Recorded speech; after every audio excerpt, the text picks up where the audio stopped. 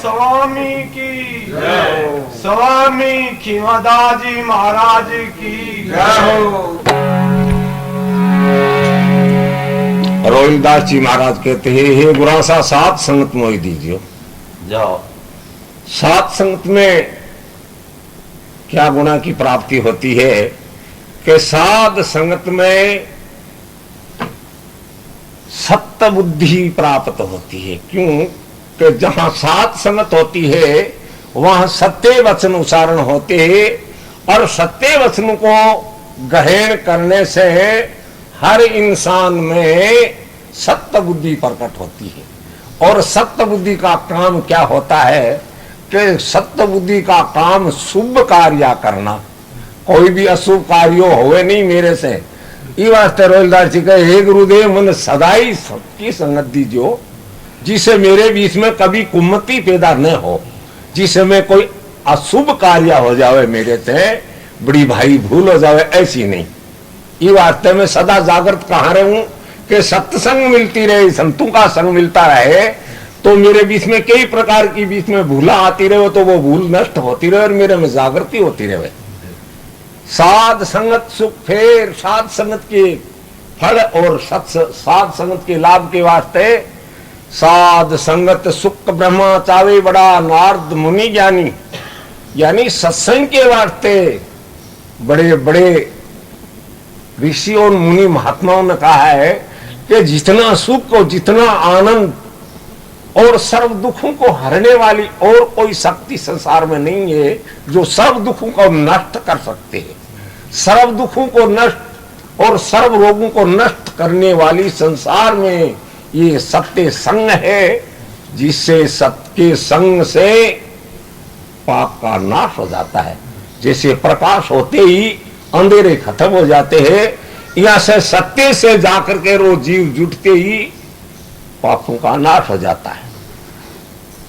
साध संगत सुख ब्रह्मा चावे बड़ा नारद मुनि ज्ञानी कि जैसा सुख है सत्य की संगत में वो सुख नहीं है राजधानी।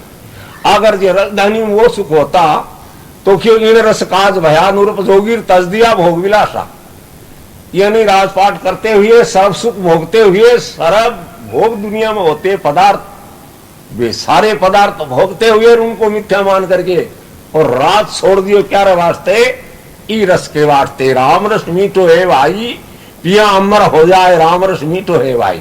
ई राम रस के वास्ते ये संसार के रसों को त्याग कर दिए सब। क्यों कहने मात्र में कहे हम त्यागी, वह त्यागी अपना आप ये नहीं कि सकल पदार्थ है जगमाई और कर्महीन नर पावत नहीं। ये संसार के जो पदार्थ होते हैं ये पदार्थ भोग पदार्थ ही कोई भागी न पाता है क्या। ये संसार के जितने भी सुख और भोग पदार्थ है वो कोई भागी पाता है, और जो हरि की कथा और राम रस वो कोई बड़ भागी पाता है। ये संसार के भोग पदार्थ सुख तो यानी भागी न पाते हैं, जो भागी यानी निर्भागी नहीं पा सकते, जरूर वो भागी होता है। उनके पुण्य किए हुए हैं, उन्हें पुण्य के प्रताप से वो हर प्रकार के भोग भोग रहा है, हर प्रकार के सुख भोग रहा है, ऐश और आराम कर रहा है, सारी बातों से निरोगता ही है। तो ये क्या है कि ये पूर्व जन्म की करनी नर यहां पर हो रही है भरनी। इस जीव आत्मा की संचत का जो भोग है वे भोग आज इसी अतुल शरीर में सर्व जीव अपने किए हुए कर्मों का भोग सुख और दुख है, वे यानी उनके अनुसार सब जीव भोग रहे। अब रही बात के कर्मों के अनुसार अपने अपने भोग तो भोग रहे, लेकिन क्या है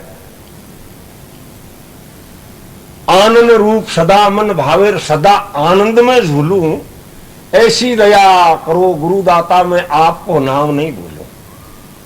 यानी आनंद रूप के वास्ते ये जो संसारिक जो आनंद है इस आनंद को मिथ्या मान करके और वो आनंद वीरे वास्ते की आनंद रूप सदा मन भावेर सदा ही मैं आनंद में झूलूं, ऐसी दया करो गुरुदाता जो मैं आपको नाम कदे नहीं भूलूं। मेरे पर आपकी ऐसी दृष्टि रहनी चाहिए ताकि मैं आपके नाम से कभी दूर न हो जाऊं। निर्बल नैन बैन जरा निर्बल बोले इनका कोई बाग चालू को संग नहीं मानू, तो संत ऐसा होना चाहिए उनकी नजर के मायने कोई भी प्रकार को मल नहीं है, निर्मल जिस दृष्टि में कोई प्रकार को मल नहीं, एक दृष्टि से गरीब और अमीर को लेकर के, और वो एक ही दृष्टि कैसे कि ये भी ईश्वर का जीव है, ये भी ईश्वर का जीव है। निर्मल नयन बैण जाका निर्मल वचन, निर्मल वचन में कोई प्रकार को मल नहीं होना चाहिए। मल कहते जिस वचन की दुर्गंध आती है, बी वचन से ये नहीं मतलब दुर्गंध खत्म होती है, तो वो वचन है सत्य। और जिस वचन से दुर्गंध बनती, क्यों बढ़ती है? झूठी बात की दुर्गंध बन जाती, सच्ची बात की कभी दुर्गंध नहीं बनती। तो आनंद रूप सदा निर्मल नयन बैण जा रहा, निर्मल निर्मल जा रहा अंगा, सूर कहे कृपा कर दीजियो, ऐसे संतों का संगा, गुना सा साथ संगत मोए दीजियो। महाराज की जय।